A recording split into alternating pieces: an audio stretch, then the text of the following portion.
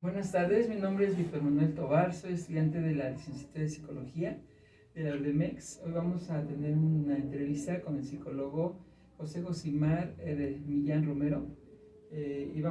La entrevista versa sobre el quehacer del psicoterapeuta y las implicaciones del ejercicio terapéutico. Gracias por este tiempo, te lo agradezco. Gracias a ti, señor Víctor, por considerarme para esta entrevista. Sí, gracias. Esta entrevista tiene que ver con lo que hace un terapeuta.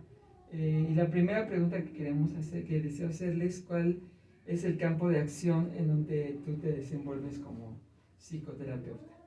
Bueno, ahorita estoy trabajando en el DIF municipal, específicamente estoy adscrito a la Procuraduría Municipal para la Protección de Niñas, Niños y Adolescentes.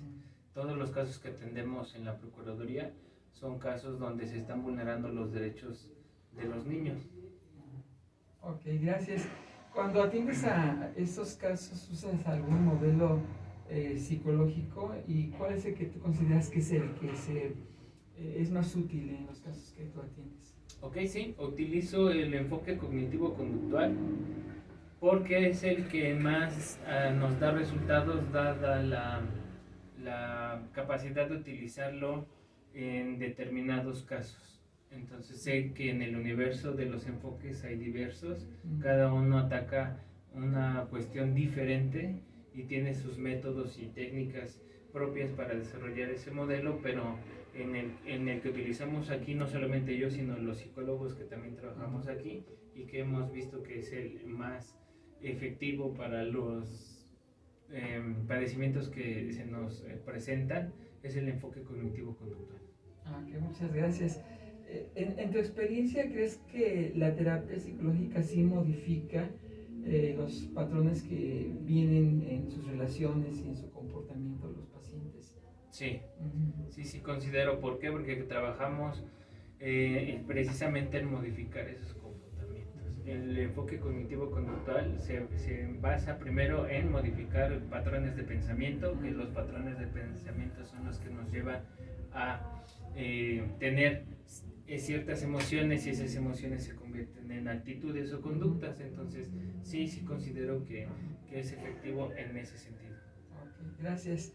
¿De qué manera en tu práctica profesional enfrentas cuando llega alguien con un sufrimiento emocional muy fuerte o un trastorno mental muy fuerte? ¿De qué manera en tu práctica tú confrontas estos casos cuando llegan a este lugar? ¿Cómo los confronto o cómo los abordo? Las dos. Las dos. Sí, por favor. Primero, desde cómo los abordo, tiene uno que tener desarrollada pues, la capacidad de la observación y mucha asertividad. Porque tiene uno que saber comunicar las cosas de la mejor manera. Entonces, así de esa manera los abordo. ¿Cómo los confronto? Pues primero tengo que hacer una entrevista clínica. En esa entrevista clínica yo tengo que sacarlo en información básica. Tengo que crear un rapport con el paciente. Eso es básico. Si yo no creo un rapport con el paciente, pues él no se va a abrir, él no me va a comentar, no me va a platicar, no me va a expresar cómo se siente o el motivo por el cual está aquí. Entonces, una vez establecido el rapport, de acuerdo a lo que el paciente tenga o me vaya comentando, pues puedo abordarlo de diferentes maneras. Como generalmente trabajamos con niños, pues nos funciona mucho la terapia de juego. La terapia de juego, el juego de roles.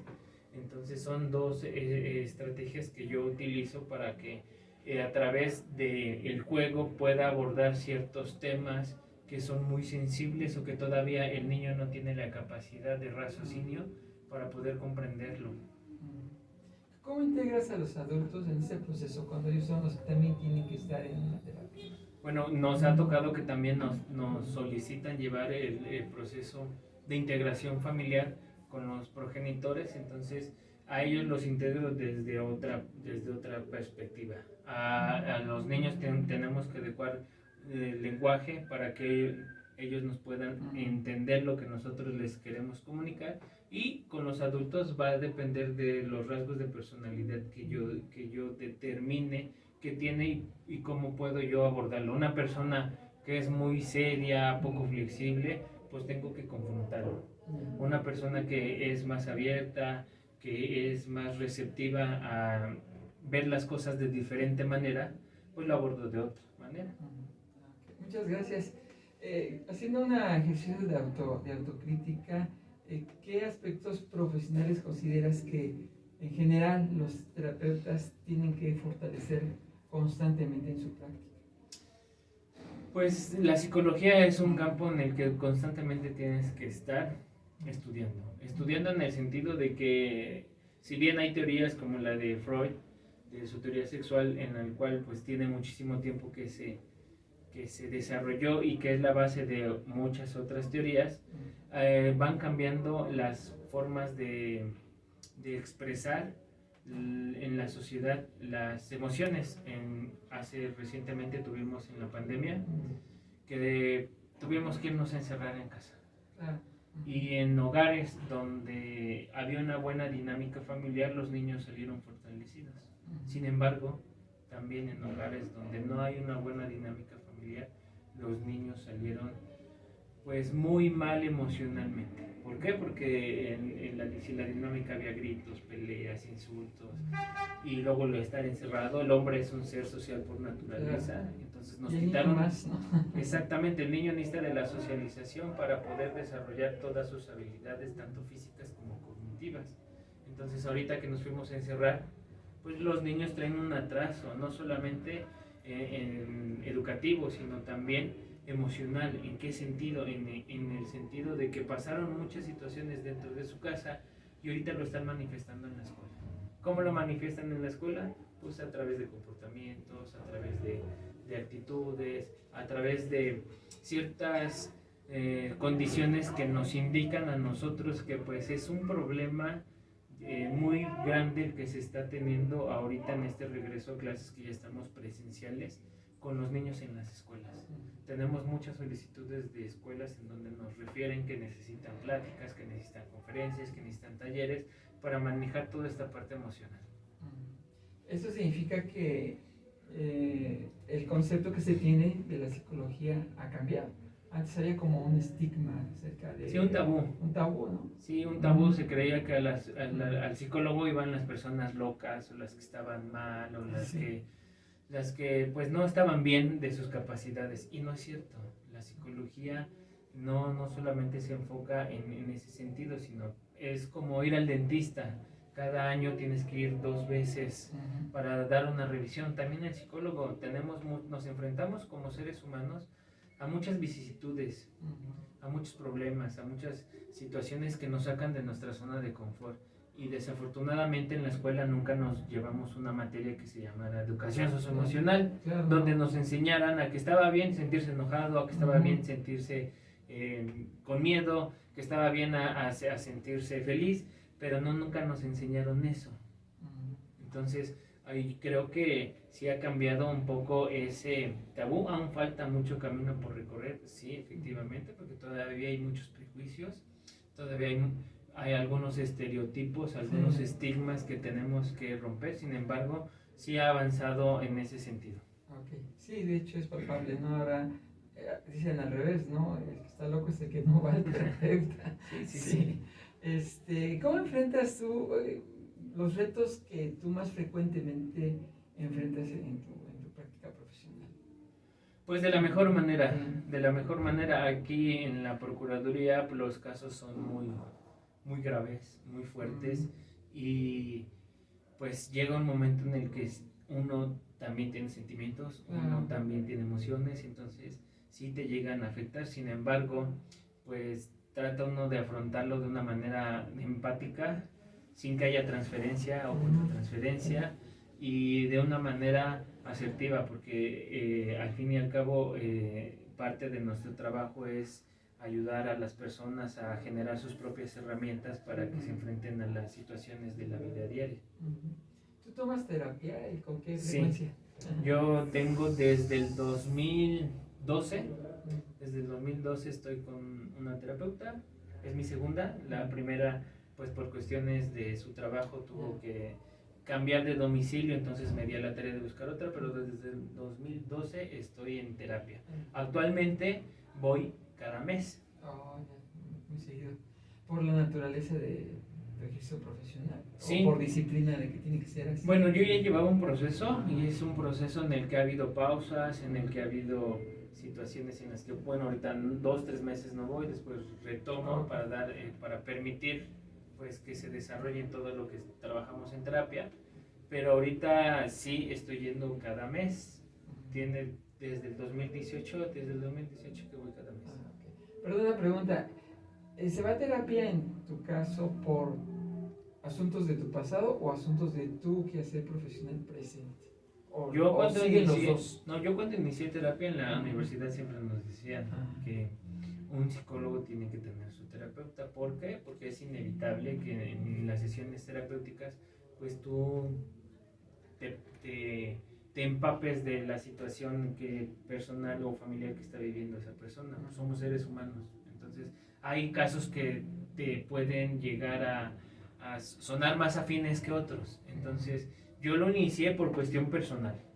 Yo lo inicié y lo sigo manteniendo por cuestión personal porque es algo que a mí me ha ayudado a sobrellevar algunas situaciones en mi vida. Pues problemas siempre hay. Sí, claro. Siempre, o sea, la vida está llena de problemas y el cambio es lo único constante que hay en la vida. Entonces, pues a veces necesitamos de un proceso en el cual pues, nos haga ver también las cosas de manera diferente. Porque ese es el papel del psicólogo. El papel del psicólogo siempre tiene que estar en constante formación. Sí, efectivamente. No, muchas gracias. Es importante lo que manifiestas y es como un reto para todos los psicólogos o los que estamos en formación. El siempre cuidarnos también a nosotros mismos. Claro. ¿No? Y por último, quisiera preguntarte si en la práctica profesional tú detectas problemas de falta de ética en el ejercicio de la profesión. Si pudieras ejemplificarlo o consideras que no hay un problema en el ejercicio de la profesión.